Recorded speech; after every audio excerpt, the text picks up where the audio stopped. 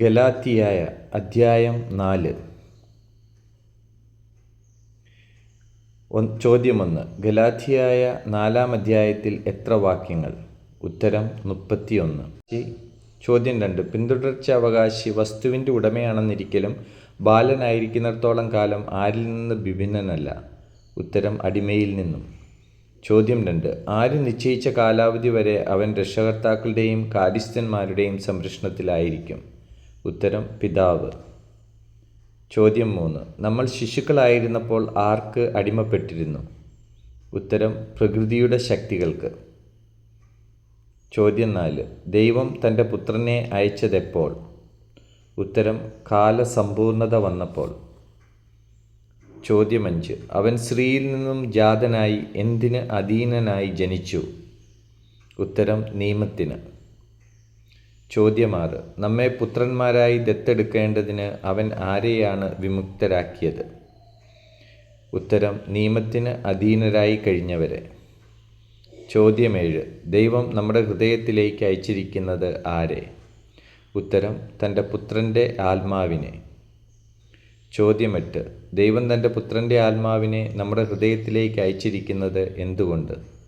ഉത്തരം നമ്മൾ മക്കളായതുകൊണ്ട്. ചോദ്യം 9. നമ്മൾ മക്കളായതുകൊണ്ട് എന്ത് വിളിക്കുന്നത് എൻ്റെ പുത്രൻ്റെ ആത്മാവിനെയാണ് ദൈവം നമ്മുടെ ഹൃദയത്തിലേക്ക് അയച്ചിരിക്കുന്നത്? ഉത്തരം അബ്ബാ പിതാവേ. ചോദ്യം 10. ആകയാൽ നീ ഇനിമേൽ ആരല്ല എന്നാണ് പൗലോസ് പറയുന്നത്? ഉത്തരം ദാസനല്ല. ചോദ്യം 11. ആകയാൽ നീ ഇനിമേൽ ദാസനല്ല പിന്നെയോ ആരാണ്? ഉത്തരം പുത്രനാണ്. ചോദ്യം 12. ഗലാത്യ അധ്യായം 4-ന്റെ ആദ്യത്തെ തലക്കെട്ട്. ഗലാത്യരെക്കുറിച്ച് വ്യഗ്രത. ചോദ്യം 13. നിങ്ങൾ യഥാർത്ഥത്തിൽ ദൈവമല്ലാത്തവയെ സേവിച്ചത് എന്നാണ് പൗലോസ് പറയുന്നത്? ഉത്തരം ദൈവത്തെ അറിയാതിരുന്ന അന്ന്. ചോദ്യം 14. എന്നാൽ ഇപ്പോൾ നിങ്ങൾ ദൈവത്തെ അറിയുന്നു, അതിലുപരി നിങ്ങളെ അറിയുന്നതാര്? ഉത്തരം ദൈവം. ചോദ്യം 15. ബലഹീനങ്ങളും വ്യർത്ഥങ്ങളുമായ എന്തിനടുത്തേക്ക് വീണ്ടും തിരിച്ചു പോകാൻ നിങ്ങൾക്ക് എങ്ങനെ സാധിക്കുമെന്നാണ് പൗലോസ് ചോദിക്കുന്നത്? ഉത്തരം പ്രപഞ്ചശക്തികളുടെ അടുത്തേക്ക്. ചോദ്യം 16. ഗലാത്യയ 4:10 പ്രകാരം നിങ്ങൾ എന്തെല്ലാം ആചരിക്കുന്ന പോലും എന്നാണ് പൗലോസ് പറയുന്നത്? ഉത്തരം ദിവസങ്ങളും മാസങ്ങളും ഋതുക്കളും വർഷങ്ങളും. ചോദ്യം 17. ഞാൻ എന്ത് ഭയപ്പെടുന്നു എന്നാണ് ഗലാത്യക്കാരോട് പൗലോസ് പറയുന്നത്? ഉത്തരം നിങ്ങളുടെ ഇടയിൽ ഞാൻ അധ്വാനിച്ചത് വൃഥാവിലായോ എന്ന്. ചോദ്യം 18. നിങ്ങൾ എന്നോട് എന്ത് പ്രവർത്തിച്ചിട്ടില്ല എന്നാണ് പൗലോസ് പറയുന്നത്? ഉത്തരം യാതൊരു തിന്മയും. ചോദ്യം 19. തനിക്ക് ശാരീരിക അസ്വാസ്ഥ്യമുള്ളപ്പോൾ താൻ എന്തു ചെയ്തു എന്നാണ് പൗലോസ് പറയുന്നത്? ഉത്തരം സുവിശേഷം പ്രസംഗിച്ചു. ചോദ്യം 20. എൻ്റെ ശരീരസ്ഥിതി നിങ്ങൾക്കൊരു പരീക്ഷയായിരുന്നിട്ടും നിങ്ങൾ എന്നെ എന്ത് ചെയ്തില്ല എന്നാണ് പൗലോസ് പറയുന്നത്?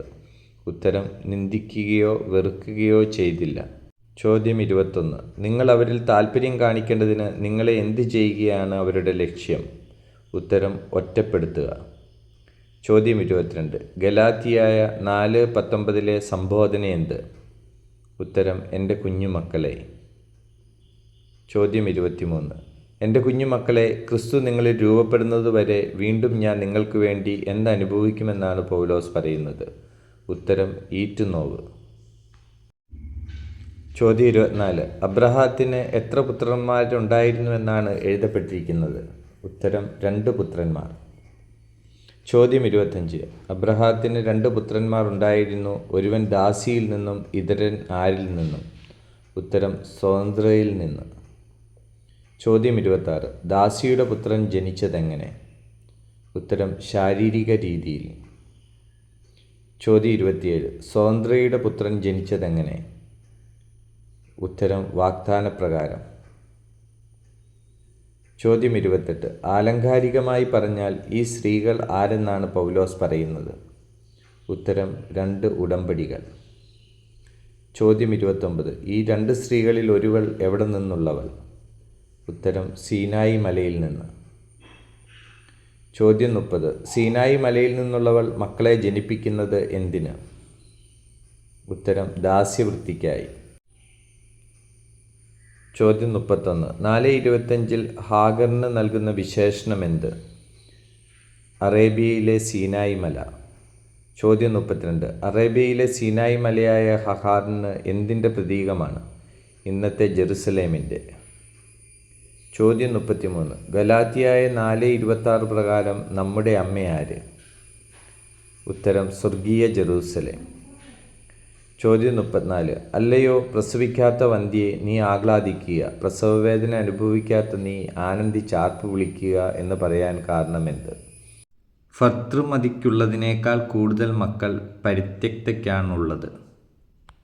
ചോദ്യം 35. സഹോദരരെ, നമ്മളാകട്ടെ ആരെപ്പോലെ വാഗ്ദാനത്തിൻ്റെ മക്കളാണ്? ഉത്തരം ഇസ്ഹാക്കിനെ പോലെ. ചോദ്യം 36. ശാരീരിക രീതിയിൽ ജനിച്ചവൻ ആരെയാണ് അന്ന് പീഡിപ്പിച്ചത്? ഉത്തരം ആത്മാവിൻ്റെ ശക്തിയാൽ ജനിച്ചവനെ. ചോദ്യം 37. ദാസിയെയും അവളുടെ പുത്രനെയും നിഷ്കാസനം ചെയ്യുവിൻ എന്ന് പറയുന്നതാര്? ഉത്തരം വിശുദ്ധ ലിഖിതം.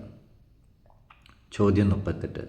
സ്വതന്ത്രയുടെ പുത്രനോടൊപ്പം അവകാശിയാകാൻ പാടില്ലാത്തത് ആര്? ഉത്തരം ദാസിയുടെ പുത്രൻ. ഈശോ മിശിഹായ്ക്ക് സ്തുതിയായിരിക്കട്ടെ.